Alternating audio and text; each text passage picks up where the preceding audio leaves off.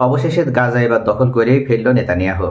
নেতানিয়াহুর পক্ষ থেকে এবার গাজা দখলের জন্য রাষ্ট্রীয়ভাবে অর্থাৎ তাদের পার্লামেন্টারি সিদ্ধান্ত প্রদান হয়ে গেছে এবং গাজা দখলের ক্ষেত্রে আর কোনো বাধা তাদের থাকল না। দেশের ভিতরে ইতিমধ্যে নেতানিয়াহুর বিরুদ্ধে বিভিন্নভাবে বিক্ষোভ হলেও সেই বিক্ষোভগুলো সহজেই বা খুব কৌশলে দমন করতে সক্ষম হয়েছে নেতানিয়াহু। আর এক্ষেত্রে গাজা দখলের ক্ষেত্রে সবথেকে বড় বাধা ছিল ইরান। এবার ইরানকেও একঘেরে বা ইরানকেও কিন্তু কৌশলে তারা এমন একটা গণ্ডির ভিতরে সীমাবদ্ধ করতে পেরেছে যেখান থেকে ইরানও কিন্তু খুব সহজে আর গাজার পাশে দাঁড়াতে পারছে না। আর অন্যান্য যে মুসলিম রাষ্ট্রগুলো রয়েছে মধ্যপ্রাচ্যে, তারা তো পূর্ব থেকেই গাদ্দারি করছে এবং তাদের প্রভুত্ব করে আসছে। অর্থাৎ তারা খুব সহজেই জানে যদি আমরা মার্কিন যুক্তরাষ্ট্র বা ইসরায়েলের যদি প্রভুত্ব মেনে না নিই তাহলে আমাদের শাসন ব্যবস্থা থাকবে না, আমাদের সরকার ব্যবস্থার ফল হবে।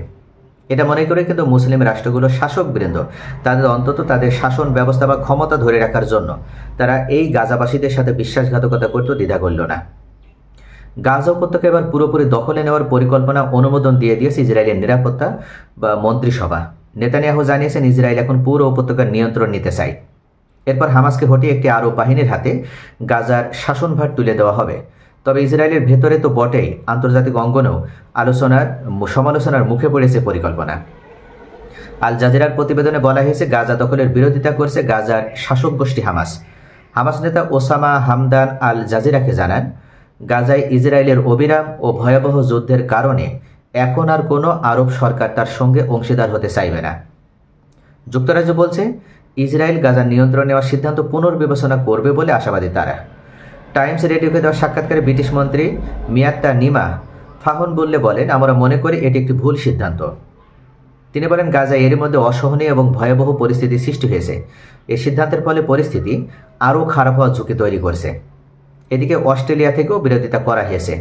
তবে মূল বিষয় হচ্ছে আল জাজিরার এই প্রতিবেদক উল্লেখ করেছেন পুরো গাজা দখলে নিতে নেতানিয়াহুর পরিকল্পনা শুরু থেকে বিরোধিতা করছিলেন ইসরায়েলি সেনাপ্রধান ইয়াল জামির।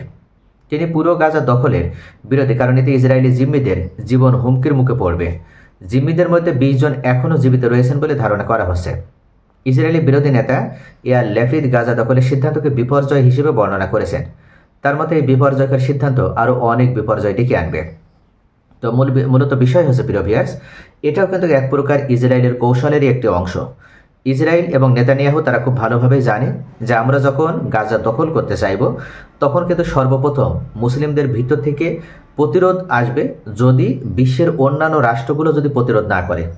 আর এখানে কিন্তু মুসলিম রাষ্ট্রগুলো এখন তারা স্থির আছে এবং তারা চুপ আছে, অর্থাৎ নীরবভাবে তারা দেখছে যে গাজা দখল হয়ে যাচ্ছে, সম্পূর্ণ গাজা ইসরায়েল দখল করে নেবে এবং সেখানে তাদের কিছু করার থাকছে না। এবং ইতিমধ্যে ইসরায়েল এমন একটা কৌশল নিয়েছে যে তাদের পক্ষে অন্তত প্রকাশ্যে মিডিয়াতে তাদের বিপক্ষে কথা বলবে, কিন্তু গোপনে গোপনে ইসরায়েলের বিরুদ্ধে এমন কোনো শক্তিশালী পদক্ষেপ নেবে না যেটার মাধ্যমে ইসরায়েলকে প্রতিহত করা সম্ভব। এবং সেটাই কিন্তু আমরা দেখছি। যুক্তরাজ্য বলেন, ফ্রান্স, জার্মানি, এদিকে আবার অস্ট্রেলিয়া বা স্পেন, যে রাষ্ট্রগুলোর কথা আমরা বলি না কেন, এই রাষ্ট্রগুলো কিন্তু সকলেই তারা জাস্ট মুখে মুখে বিরোধিতা করছে, ইসরায়েলের সমালোচনা করছে, কিন্তু বাস্তবে এমন কোনো পদক্ষেপ নিচ্ছে না যেটার মাধ্যমে ইসরায়েলকে অন্তত এই মানবতা বিরোধী কার্যকলাপ থেকে বিরত রাখা সম্ভব। আর ইসরায়েলও খুব ভালোভাবে জানে যে তাদের বন্ধুপ্রতিম এই রাষ্ট্রগুলো শুধু মৌখিকভাবে বিরোধিতা করবে, কিন্তু বাস্তবতা তারা সম্পূর্ণভাবে গোপনে গোপনে তাদের আপন এবং তাদের ঘনিষ্ঠ। আর এখানে মুসলিম রাষ্ট্রগুলো এই মিথ্যা প্রোপাগান্ডায়, এই মিথ্যা ছলনা বিশ্বাস করে তারাও কিন্তু এখন চুপ আছে এবং তারা শুধু প্রতিবাদ করে এতটুকু তারা দায়িত্ব পালন করার মাধ্যমে মনে করছে তাদের দায়িত্ব শেষ। তো প্রিয় ভিউয়ার্স, গাজা হয়তো এতদিন তারা শক্তভাবে প্রতিরোধ গড়ে তোলার মাধ্যমেও একটা ছোট্ট সশস্ত্র গোষ্ঠী হামাস তারা যে প্রতিরোধ গড়ে তোলার মাধ্যমেও তারা গাজাকে টিকিয়ে রেখেছিল, এবার হয়তো তারা সম্পূর্ণভাবে গাজাকে টিকিয়ে রাখতে সক্ষম হবে না।